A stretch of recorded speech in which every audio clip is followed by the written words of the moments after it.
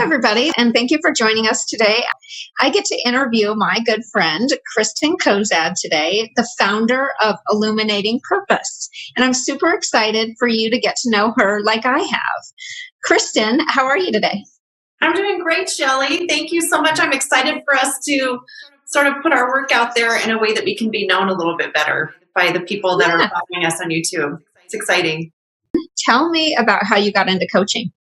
Well, it's really interesting. The coaching that I do really focuses on helping people clarify their purpose, their core values, and create a bigger vision for their life, something for them to work towards that they're really excited by. And ultimately, that creates a fulfilling life. And I think that something in me has always known that. And at the same time, I have lived my entire adult life feeling like I didn't know what my purpose was. And really, really wanting to find that meaningful work, really wanting to use sort of all the different parts of me in a way that could benefit people and serve people. And it was really interesting because I got involved with a job right out of college, and I just kind of went on to do the thing that chose me in a way. Mm-hmm. And luckily, it gave me a lot of time to kind of explore different options. And that was one thing that I really did that I'm really grateful for now, was really trying to see, exploring things that maybe weren't such a fit for me, but that I was really interested in, because everybody said, find that thing that you're interested in, that you want to keep talking about, and then do that thing, right? And so I tried that, and I tried it multiple times. I got into nutrition. I worked for a startup company doing corporate wellness, and it was honestly one of the most humbling experiences that I've ever had. But I'm so grateful that I jumped out into that. But basically, the story there was that I was a holistic nutritionist. So I was prescribing that people use real food in order to heal their bodies and live a healthy life and prevent disease. And so my boss paired me up with a company that was a processed foods company.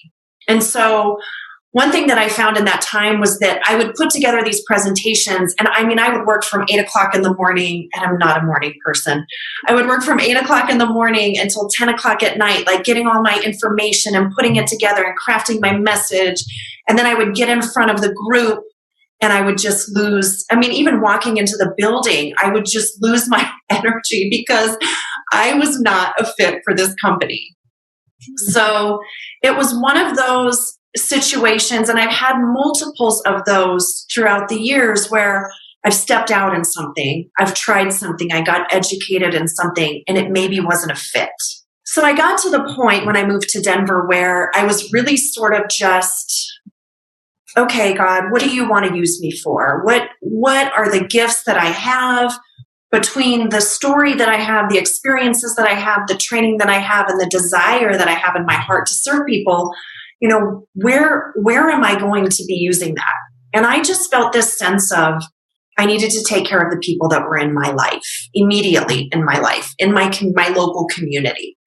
And that's sort of where I put my energy and my time. And it wasn't very much after that after I sort of surrendered that push-pull and that fighting and that trying a million different things, that I really felt like coaching was my calling. And so when I first moved to Denver, I went to a conference with some friends called Storyline, and it was all about how to write a great story with your life. And I just thought, that is exactly what I want to help people do. And everything, once I knew it, everything just sort of fell into place. And the experiences and the people that I needed to make that dream a reality came to me. So what's your favorite part about the process? Well, I do an intensive with people. And so we get really deep into so many different areas of life, right? And ultimately it culminates into, I can clarify your purpose. I can work with you in that 3 days, and we can make sure that you leave there with a clarified purpose. Mm-hmm. And so when we get to that point of the process, that point is where a lot of people seem to get a little bit discouraged and afraid that they won't experience that thing. And so it's kind of this burden on their shoulders, and it's more of that push-pull, and that pressure we put on ourselves to know this one thing. And a lot of times purpose is not what we're even doing for work, but it's how we're showing up in the world in all the different areas of life. So when we land on that exact purpose, when someone has it clear, when they know it, it's just like that moment when I was at that conference when I knew for me it was coaching. And to see the light in their eyes and the confidence that rises up out of the confusion, the clarity that comes, the empowerment, the excitement over, oh my gosh, that's been here all along. It's such a part of me. And it's the part that they usually most love the best. So it's their way to go out and serve the world. And that's my greatest honor, is being able to be in the room and experience that with people. So how do you help people move towards their dreams? Oh, that's my favorite part.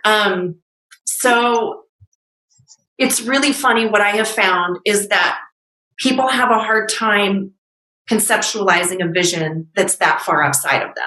Mm-hmm. So normally we'll look and we'll say, okay, 10 to 20 years from now, where exactly do you want to be? And it's so much fun for me to be in the dreaming process with someone and to create that much bigger dream. And it can be intimidating for people. And so what I help them do basically is, first of all, encourage them to sort of take the training wheels off and go for it and have fun with this and really allow yourself to use your imagination.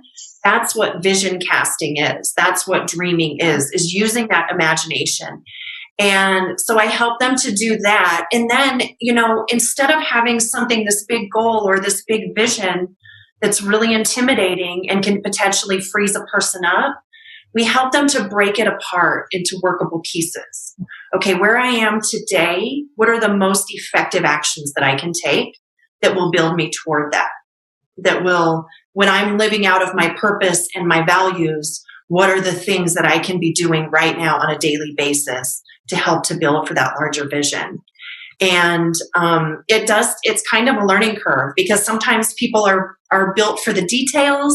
Sometimes people are built for the bigger vision, and it's really fun to work within that and to open for the more detail oriented people. It's so fun to open that up for them and to have them dream about their life. And ultimately that's exactly why I do what I do, is to help them transition into a fulfilling life and a life of their own choosing, something that really represents them and that they can take out into the world and be really, really proud of. That's the legacy that they live. And it's honestly, again, it's my greatest honor to work with people and to do that with people. Is there anything that you would like to leave everybody with today? Is there a special closing message or something, you want to share at the end? Maybe the biggest thing is to really take inventory today of where you're at in life and where you're headed, and not to beat yourself up about where you aren't, but to really appreciate where you are and to start to make intentional choices. Life is short, and I think it's really important that we live a life of our own choosing. And so what does that look like for you? If you bring yourself authentically into this world, we get to participate in that with you. So really consider what that looks like to you today.